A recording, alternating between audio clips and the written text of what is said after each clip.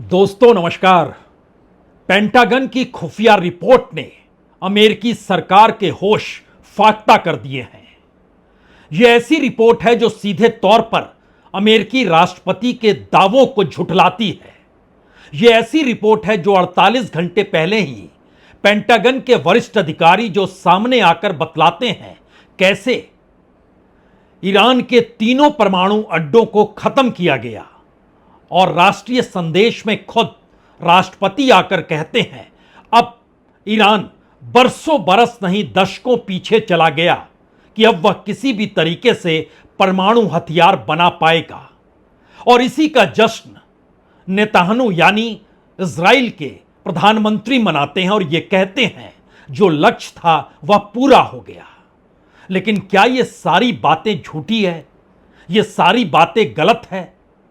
क्योंकि जब हमला हुआ तो उसके तुरंत बाद पेंटागन के वरिष्ठ अधिकारी सामने तो आए और उन्होंने यह भी कहा कि दरअसल पायलट्स ने कमाल का काम किया और निशाने पर बम बरसाए और उसके बाद ईरान का कोई परमाणु अड्डा बचा नहीं है। लेकिन ईरान के भीतर की हकीकत क्या है? 3 हकीकत है।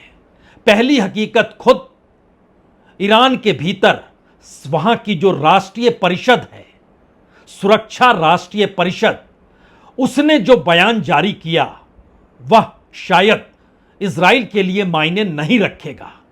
इजराइल के लिए मायने रखता है अमेरिका का बयान, और वो राष्ट्रपति ने जो कह दिया उस पे नेतान्याहू खुश हो गए।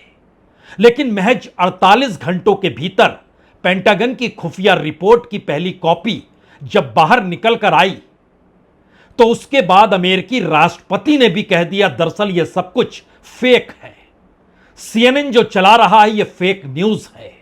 न्यूयॉर्क टाइम्स जो छाप रहा है वह पूरी तरीके से फेक है। हमने तो ऐसी बर्बादी की है कि अब दशकों तक ईरान परमाणु हथियारों को लेकर अपने पैरों पर खड़ा हो नहीं पाएगा। लेकिन हकीकत है क्या? और क्या वाकई ऐसी स्थिति है जिसका जिक्र अमेरिकी राष्ट्रपति और नेतान्याहू कर गए, या फिर जिसका जिक्र पेंटागन कर रहा है और मीडिया अमेरिका के भीतर दिखला रहा है, और अमेरिका के सीनेटर्स हों, वहां के पार्लियामेंट्रीज हों, वह इस गुस्से में है कि आखिर अमेरिकी राष्ट्रपति के खिलाफ ही अब इंपीचमेंट क्यों ना ले आया जाए। यानी एक ऐसी परिस्थिति जिसके बाद नाटो की बैठक में दूसरे दिन जब अमेरिकी राष्ट्रपति पहुंचे तो उनकी पहली सफाई यही थी कि हमने ईरान के परमाणु अड्डों को पूरे तरीके से तबाह कर दिया और आप मीडिया रिपोर्ट्स पे मत जाइए। लेकिन वहां नाटो के सदस्य देशों ने यह भी सवाल कर दिया, मीडिया रिपोर्ट नहीं, सवाल पेंटागन का है। पेंटागन की फर्स्ट इंटेलिजेंस रिपोर्ट क्या कहती है, और इस रिपोर्ट की कॉपी अगर लीक हुई है तो उसमें लिखे हुए शब्द भी क्या गलत हैं? कोई जवाब नहीं। शायद यह अपने तरीके की ऐसी स्थिति है जो अमेरिका की ताकत और मिडिल ईस्ट या पश्चिम एशिया में इजराइल की ताकत और पीछे खड़ा अमेरिका सब कुछ एक झटके में खत्म कर देता है। जो रिपोर्ट निकल कर आई और जो रिपोर्ट पेंटागन की है, 48 घंटे पहले उसने जो जानकारी दी थी और 48 घंटे के बाद जो खुफिया रिपोर्ट में जानकारी निकली है, उसके सूत्रों के मुताबिक जो जानकारी है उसमें ईरान के ज्यादातर सेंट्रीफ्यूज सुरक्षित हैं और हमला केवल ऊपर की इमारतों तक सीमित रहा। याद कीजिए, अमेरिकी राष्ट्रपति ने कहा था फोर्दो, नतांज और इस्फहान में ऐसे बमों से हमला किया गया जो जमीन में 61 मीटर तक की गहराई तक जाकर विस्फोट कर सकते हैं। लेकिन पेंटागन की रिपोर्ट कह रही है 2 परमाणु ठिकानों के मुख्य दरवाजे बंद कर दिए गए और कुछ ढांचे नष्ट या क्षतिग्रस्त हुए, लेकिन अधिकतर भूमिगत परमाणु कार्यक्रम सुरक्षित है। दोनों रास्ते खुद पेंटागन के 48 घंटे पहले और 48 घंटे बाद के, और उसके बाद इस रिपोर्ट में यह भी जिक्र किया गया कि दरअसल जो अमेरिका का हमला हुआ उसमें ईरान का परमाणु कार्यक्रम कुछ महीनों के लिए पीछे चला गया। यानी राष्ट्रपति जो कह रहे हैं दशकों तक पीछे चला गया, वह चंद महीनों का ही जिक्र पेंटागन की खुफिया रिपोर्ट कर रही है। और फिर इसे शुरू करने में कितना वक्त लगेगा, यह इस बात पर निर्भर करेगा कि ईरान मलबा हटाकर कितनी जल्दी मरम्मत कर पाता है। और इस रिपोर्ट में यह भी कहा गया कि हमलों से पहले ईरान ने अपने संवर्धित यूरेनियम का कुछ हिस्सा दूसरी जगह भेज दिया था। अब यह बहुत महत्वपूर्ण है क्योंकि जो सबसे बड़ा बम GBU-57 का इस्तेमाल किया गया और जिसको लेकर यह दावा किया गया कि भूमिगत परमाणु ठिकानों पर निशाना साधने के लिए यह सबसे कारगर माना जाता है। और अमेरिकी सेना के शीर्ष अधिकारी जनरल डैन कैन ने कहा था कि तीनों ठिकानों को भारी नुकसान पहुंचा है। और सैटेलाइट तस्वीरों में फोर्दो साइट पर 2 जगहों के पास 6 बड़े गड्ढे दिखाए भी गए, लेकिन यह साफ उस वक्त भी नहीं हुआ और अभी भी अमेरिकी सरकार ने भी नहीं किया कि अंदरूनी हिस्सों में कितना नुकसान पहुंचा है। और जब यह बात आई कि उससे पहले खाली करा लिया गया था तो ईरान को कोई बड़ा नुकसान हुआ नहीं है, इसका जवाब भी गायब हो गया। जो रिपोर्ट वहां से निकल कर आई दस्तावेज के तौर पर, CNN ने इसको दिखलाया।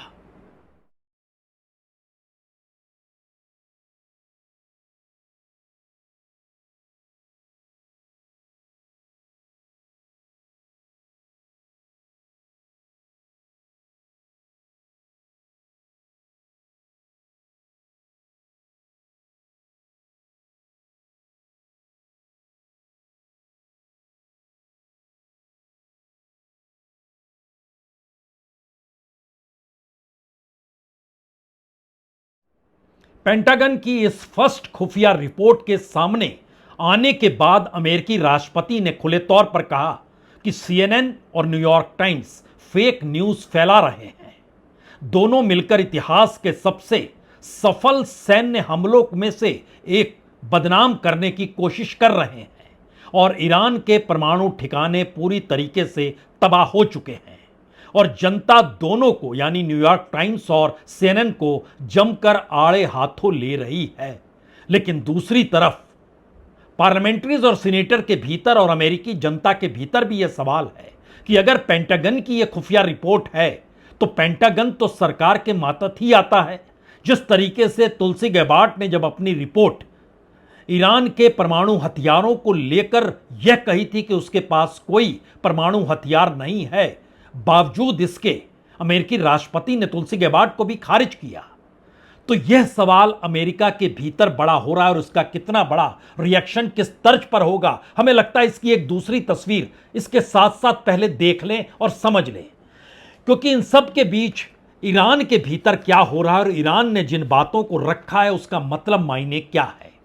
दरअसल ईरान ने अपने तौर पर कहा है कि उसके जो फोर्ड, नतांज और इस्फान थे उसमें फोर्डो और नतांज जो यूरेनियम इनरिचमेंट प्लांट था और इस्फहान जो यूरेनियम इनरिचमेंट प्लांट के तौर पर यूरेनियम कन्वर्जन प्लांट था। इस्फहान और फोर्डो और नतांज यूरेनियम इनरिचमेंट प्लांट था। ये तमाम जगहों पर पहले से ही वहां पर जो चीजें थी उसको हटा लिया गया।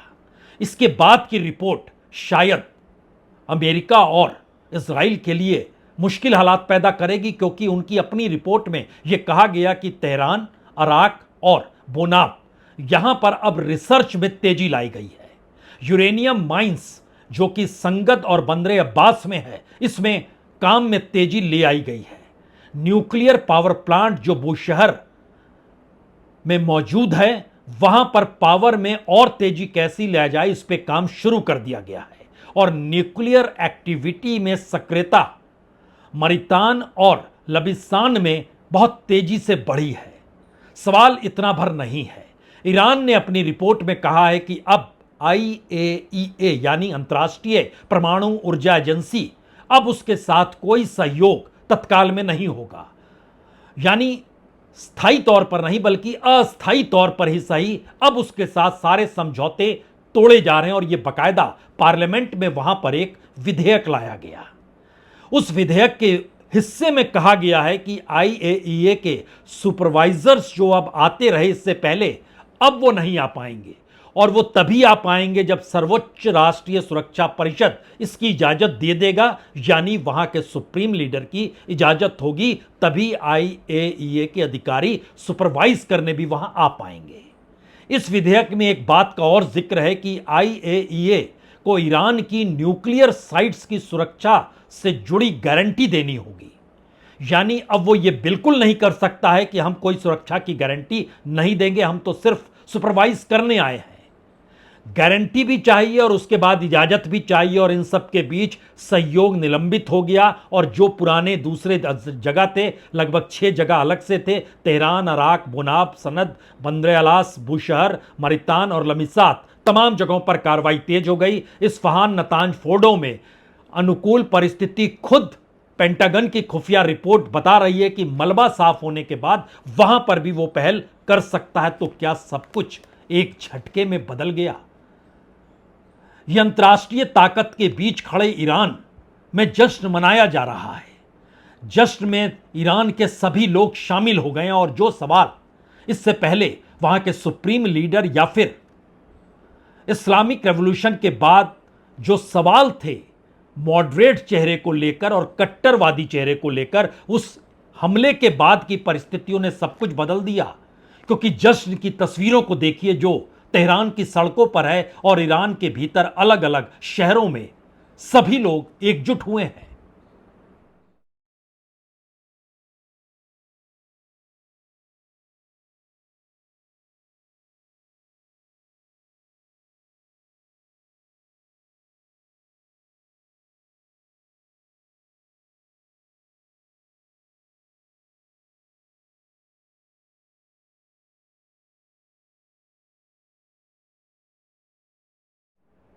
ईरान के भीतर जश्न है और अमेरिका के भीतर सवाल है, और इन सवालों के बीच ही कल जब CNN की रिपोर्ट सामने आई तो अमेरिकी राष्ट्रपति डोनाल्ड ट्रंप को कल ही हेग पहुंचना था, नीदरलैंड्स में, जहां पर नाटो की बैठक हो रही है।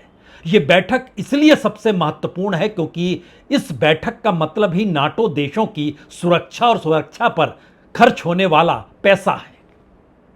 और इन दोनों परिस्थितियों के बीच में युद्ध दो व्यापक तौर पर चल रहे हैं।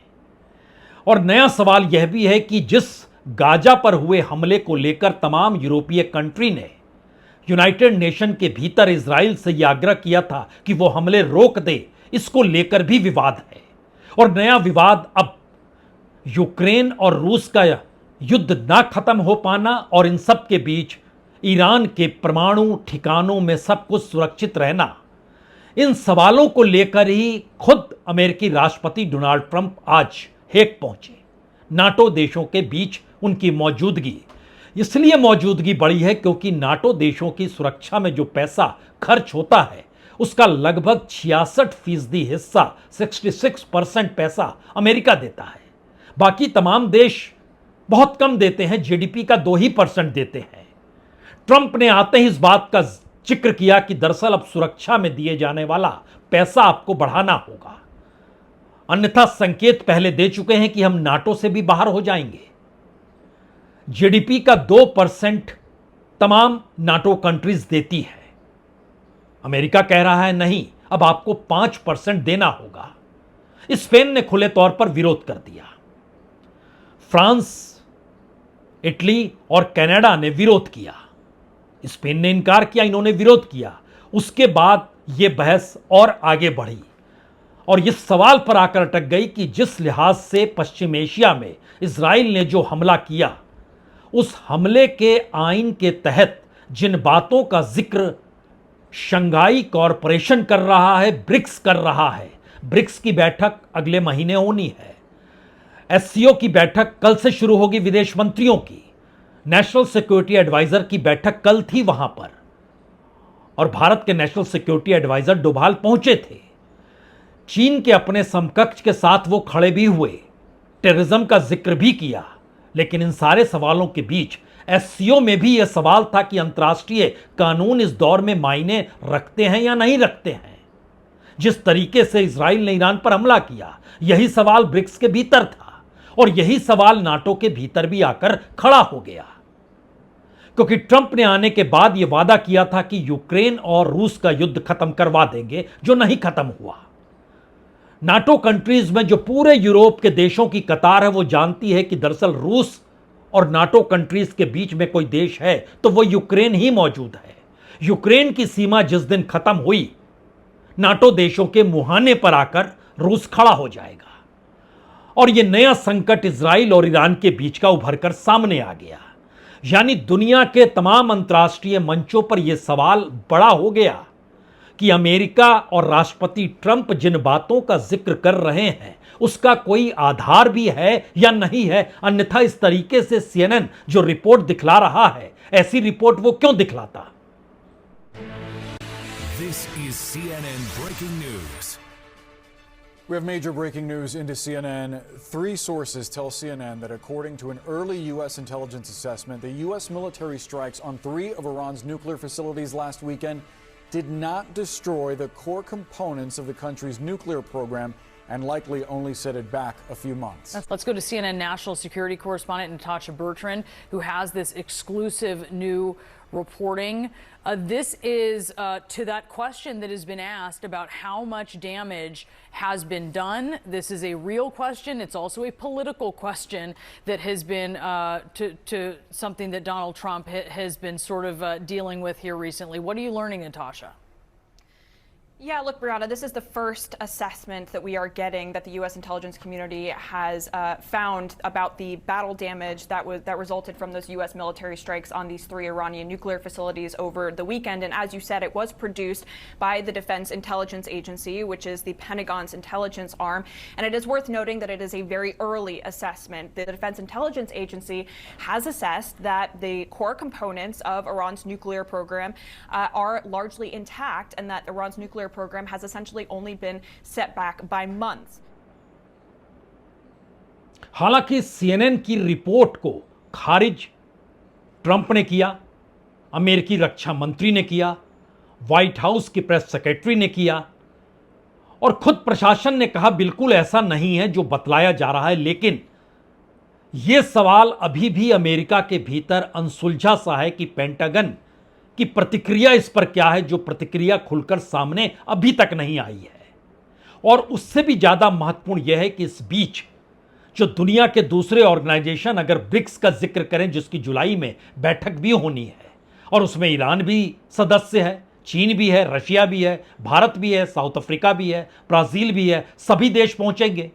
ब्रिक्स ने एक बयान जारी किया और उसने कहा कि दरअसल ईरान पर जो इजरायली और अमेरिकी हमला हुआ है वह पूरे तरीके से अंतर्राष्ट्रीय कानून और संयुक्त राष्ट्र चार्टर्ड का उल्लंघन है और ईरान की न्यूक्लियर फैसिलिटीज पर जो हमला न सिर्फ अंतर्राष्ट्रीय नियमों का उल्लंघन है बल्कि यह अंतर्राष्ट्रीय परमाणु ऊर्जा एजेंसी यानी IAEA के दिशा निर्देशों के भी खिलाफ है। और उसकी आखिरी लाइन बयान में कहा गया कि अब वक्त है सभी पक्ष युद्ध का रास्ता छोड़कर कूटनीति के तरफ लौटें और बातचीत के जरिए समाधान निकालें। यह सवाल घूम फिर के दोबारा नाटो देशों के बीच आ गया। यानी एक तरफ अमेरिकी राष्ट्रपति अगर दुनिया से युद्ध खत्म करने की दिशा का जिक्र कर रहे हैं तो फिर वह क्यों चाहते हैं कि नाटो देश बजट बढ़ा दे, हथियारों को देने वाला पैसा, और जो हमने जिक्र किया कि दरअसल 66% अमेरिका पैसा देता और यह तकरीबन 997 अरब डॉलर है। दूसरे नंबर पर जर्मनी है 88.5 अरब डॉलर यानी लगभग 6%। फिर ब्रिटेन देता है 81.8 अरब डॉलर यानी 5.4%। और दूसरी तरफ स्पेन ने जो खुले तौर पर इनकार किया कि गलत कह रहा है अमेरिका, पैसा देना चाहिए, वो 21.3 अरब डॉलर देता है, वो 1.4% है। और विरोध करने वाले देशों में फ्रांस, इटली और कनाडा। फ्रांस 64.7 अरब डॉलर 4.3%, इटली 36 अरब डॉलर 2.4% और कनाडा 30.5 अरब डॉलर यानी 2%।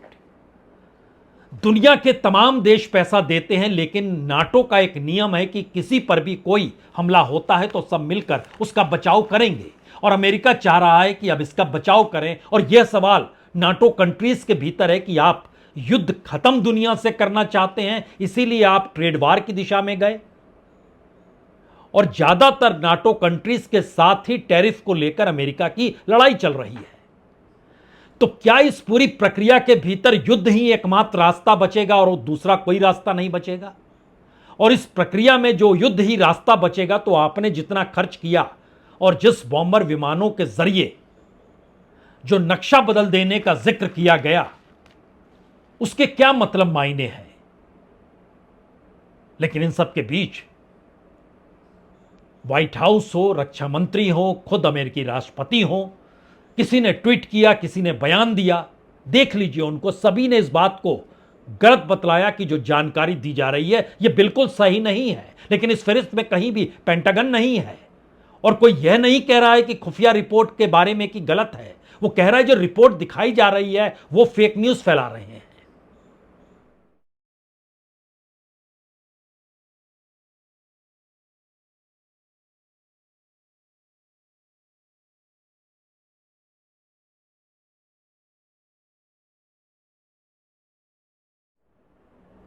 अमेरिकी राष्ट्रपति चाहे इसे फेक बता रहे हो, लेकिन सच यह है कि ईरान को लेकर युद्ध के वक्त उन्होंने जो कुछ भी कहा, अब उससे वह यू टर्न ले रहे हैं। यहां तक कि जो प्रतिबंध ईरान पर लगाए गए थे इससे पहले, उन प्रतिबंधों में भी अब ढिलाई बरतनी शुरू कर दी गई है। और ईरान में बहुत तेल है, चीन अब उस तेल को खरीद सकता है। यानी दुनिया के लिए अब ईरान के तेल बाजार का हिस्सा खुल गया जो कल तक प्रतिबंधित था। ईरान में अब सत्ता परिवर्तन नहीं होगा।